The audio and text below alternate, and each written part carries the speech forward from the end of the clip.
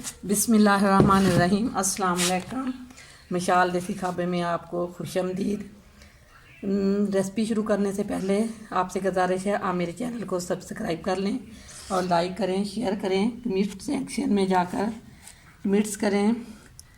आज की हमारी रेसिपी है गंदम के आटे की रोटी, जो कि बनाने में बहुत ही आसान है। उसके लिए मुझे ये सारी चीज़ें चाहिए: प्याज, टमाटर, सब्ज़ मिर्च और इसके साथ कुछ मसाले।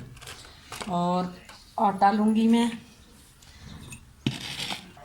4 अंडे, जो कि 1 कप में मैं डालूँगी। सबसे पहले मैं ये 1 कप प्याज डालूँगी, जो कि मैंने धो के रख लिया था। आप इसे बारीक बारीक काटें। और ये टमाटर, 1 टमाटर बारीक बारीक छील के आप इसे काट लें। और 2 मिर्चें, जो कि मैंने धो के काट ली थी बारीक बारीक।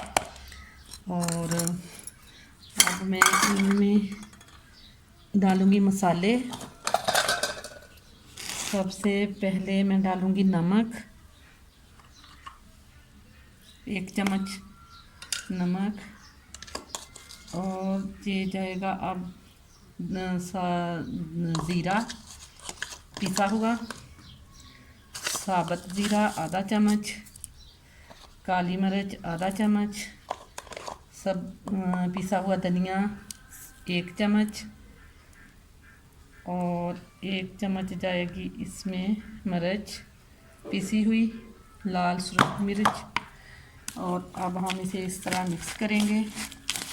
नमक आप हस्बे ज़रूरत डालें, अगर कम लगे तो थोड़ा सा और डाल लें। मसाले भी आप हस्बे ज़रूरत डालें। अब हम इसमें 1 कप ये जाएगा इसमें आटा,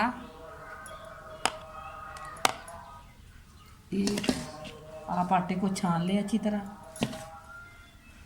ये दूसरा कप, 2 कप इसमें मैंने आटे के डाल दिए हैं।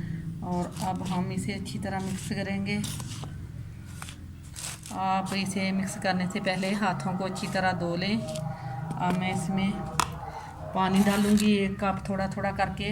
अगर ज़रूरत महसूस हुई तो थोड़ा सा और डालेंगे। अब मैं इस तरह हाथों से इसे मिक्स कर लूँगी।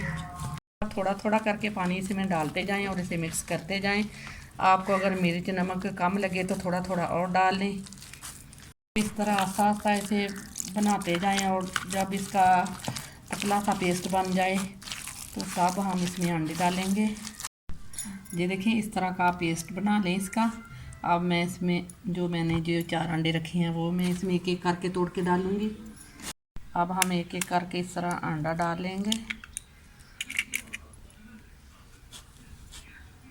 तोड़ लिए हैं। अब हम इसको इस तरह मिक्स कर लेंगे इसमें अच्छी तरह। अंडे इसमें अच्छी तरह मिक्स हो चुके हैं। ये देखें, आपने इस तरह का पेस्ट बनाना है। इसे बिस्मिल्लाहिर्रहमानिर्रहीम, आप इसे हल्की आंच पे इस तरह ग्रीस कर लेंगे तवे को। पहले रोटी बनाएंगे इस तरह।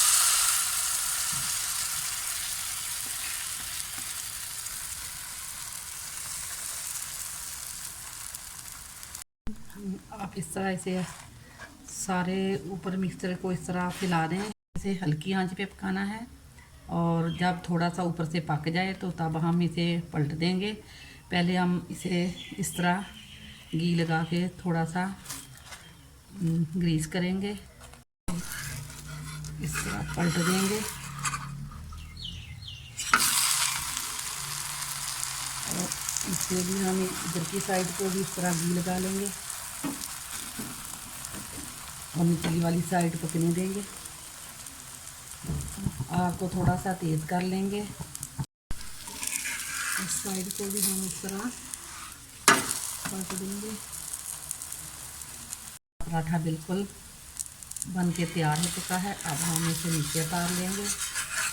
बहुत ही मज़े का ये पराठा बना है, बनाने में बहुत ही आसान है।